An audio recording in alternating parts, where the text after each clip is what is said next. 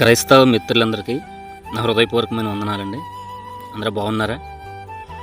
ఈరోజు ఉదయకాలం ప్రతి ఒక్కరు కూడా మనకున్న పనులను బట్టి ఉదయకాలం లేచి మనం త్వరగా బయలుదేరి వెళ్ళిపోతూ ఉంటాం. కానీ చాలామంది వెళ్ళే ప్రయాణం బట్టి పనిని బట్టి ప్రభువుకి అప్పగించుకోకుండా ఏదో బయలుదేరి వెళ్ళిపోవాలన్న కంగారులో వెళ్ళిపోతూ ఉంటారు. కానీ అది కరెక్ట్ కాదు. మనం వెళ్ళే పని ఏదైనా, మనం వెళ్ళే మార్గం ఏదైనా సరే ప్రభు పాదాల చెంత మనం ఆయనకు అప్పగించుకుని వెళ్ళాలి.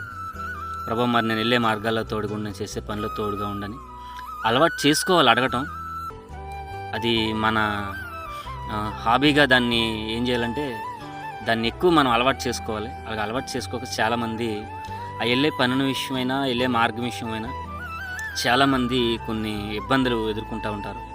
మనం క్రైస్తవులను, దేవుని పిల్లలం కాబట్టి ప్రతి ఒక్కరు కూడా ప్రభు చెంత మనం అప్పగించుకుని వెళ్ళాలి. ఒకవేళ ఇప్పుడు మీరు వెళ్ళే పనిని బట్టి ఒకవేళ మీకు ఆటంకంగా ఉంటుంది అని మీకు అనిపిస్తే ఇప్పుడే వెళ్ళి మీరు ఏ పనికి వెళ్ళినా, ఎటు వెళ్ళినా ప్రభు పాదాల చెంత అప్పగించుకుని, ప్రభు మరి నేను వెళ్తున్నాను, నాకు తోడుగా ఉండని చెప్పి మీరు వెళ్ళండి. ఖచ్చితంగా మీ పనిలో ప్రభు తోడుగా ఉంటారు. ఈ మాటలు దేవుడు దీవించును గాక. ఆమేన్.